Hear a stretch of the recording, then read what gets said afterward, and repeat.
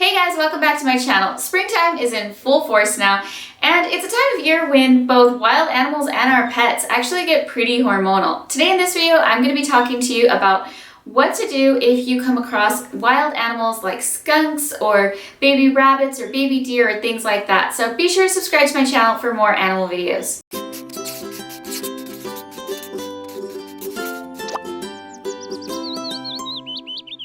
I think it's really important to talk about the myths that surround wild baby animals.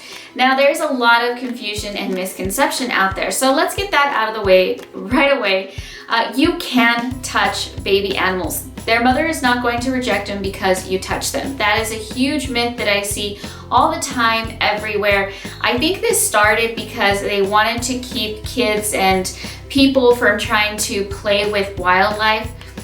So they told them, if you touch them, then their mom's not going to take care of them and stuff like that. And so, a lot of times there's these myths that come out and they have good intentions, but then as time goes on, they actually end up hurting the animals more than they help them. And so people are really afraid to touch wild animals that might need their help because they think that the mother will reject them. So let's get that out of the way. That is not true.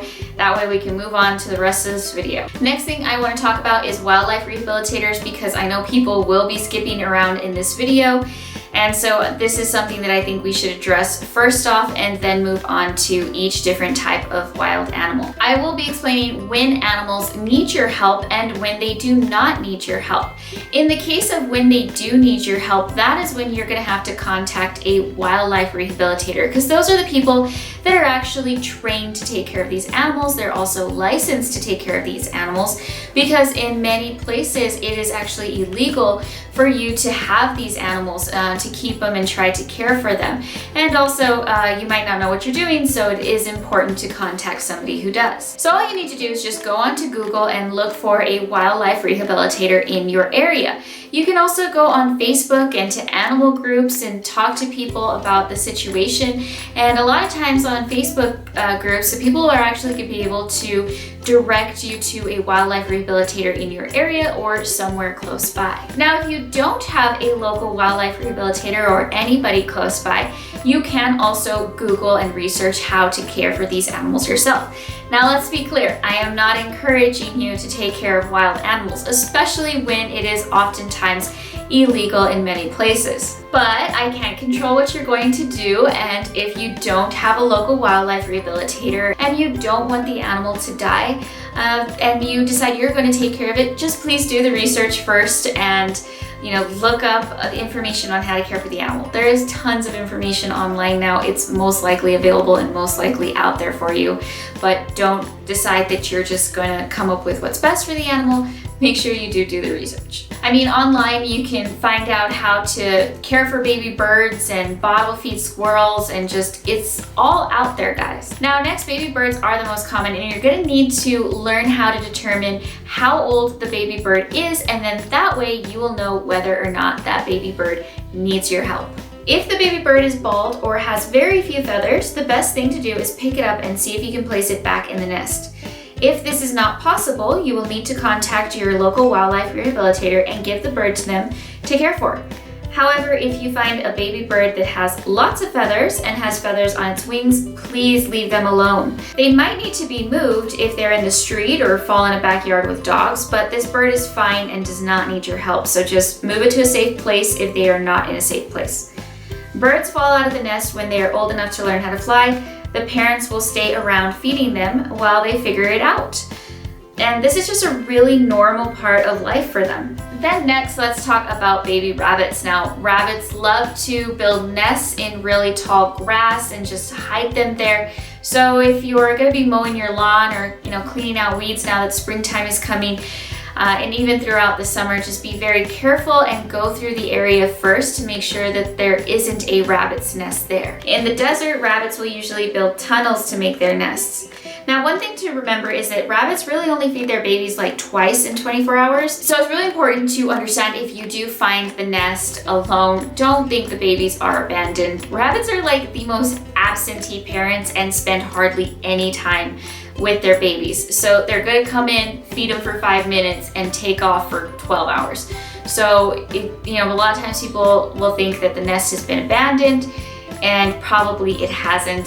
So if you do want to check, you're gonna have to be there watching for a really long time. Another way to find out if the nest is abandoned is if the babies are actually dehydrated. So if you pinch the skin, and I'm not like saying do it mean, but if you lightly pinch the skin, if the skin snaps back quickly, then it's fine, they're hydrated and they're probably being fed. If the skin stays pinched, then they are starting to become dehydrated and malnourished, and so that could be a possibility that the nest is actually abandoned. And in that case, they do need to be taken to a local wildlife rehabilitator. Rabbits are extremely difficult to feed. I think these are probably one of the hardest wildlife animals to actually care for when they've lost their mom. Now, if you have disturbed a rabbit's nest, the best thing to do is really to try to put everything back, and most likely the mom will come back and care for those babies. Next, let's talk about skunks. Now, skunks go super crazy hormonal during the springtime and early summer, and so this is when they are very adamant about going out there looking for a mate. And so that's when you're gonna see skunks more often, or your dog's gonna get sprayed. The best thing to do is to just leave the skunk alone. They might not have noticed you, and so just try to back away from them. Skunks don't want to spray you. This is a last resort for them. So skunks spray, and then it's gonna be quite a while for them to build up that chemical again to be able to spray somebody else. And so this is their last defense mechanism. So if they feel very threatened, they're gonna spray, but if you can back off, then they're gonna want to save that and not spray. So make sure your dogs aren't, chasing local wildlife and stuff like that, and that's gonna be the best way to avoid getting sprayed by a skunk. If you do find baby skunks or possums from a mother that has been killed, the best thing to do is call a local wildlife rehabilitator. I don't recommend calling like city animal control. A lot of times those people go out and they will kill the animals immediately. So you really want to turn them over to somebody that's going to be able to care for them, get them rehabilitated, and back into the wild. And so of course I do not recommend that you pick up skunks or touch skunks because they can bite and they can transmit rabies and things like that, possums too. But if you do pick up a skunk and you actually fold its tail underneath it, it can't spray, so the things you know. And about rabies, important thing to understand is skunks and possums can get rabies, the same way that your dog can, but they are not walking around carrying rabies. Like they're gonna get like your dog and get sick and die. Then there's this myth that possums and skunks are just, walking around out there spreading rabies to everybody and they're passing it down to their children and things like that. And that's not true. So if they have rabies, they're gonna be sick. It's not just a healthy animal out there contaminating everybody. And then there's squirrels, and sometimes squirrels will actually fall out of their nests when it's really windy. Usually the mom actually will go and put them back in the nest. Sometimes if you find them, you can actually play the noise that the babies make, and the moms will hear it and sometimes come and get them. If not, then you need to take them to a wildlife rehabilitator so that they can be bottle fed and all of that. And then let's talk about deer. So deer will actually leave their babies in certain spots, like hidden in grass or something, and then go off to eat because the babies are still small and they don't have the energy to keep up with the parents, and so the mom will actually let them take a nap and rest while she goes out and eats. So if you do find a baby deer by itself, it's probably not abandoned. The mom's probably out eating and it's just napping. So the best thing to do is to leave it where it is. A lot of times people pick up these baby deer that think that they're abandoned or whatever, but it is best to just watch and see if the mom does come back, because she probably will. And that kind of covers our talk about baby animals that you'll come across in springtime. I hope you guys enjoyed this video and I hope you got to learn something from it. Be sure to follow me on Instagram and Facebook, and I'll see you guys next time. Bye!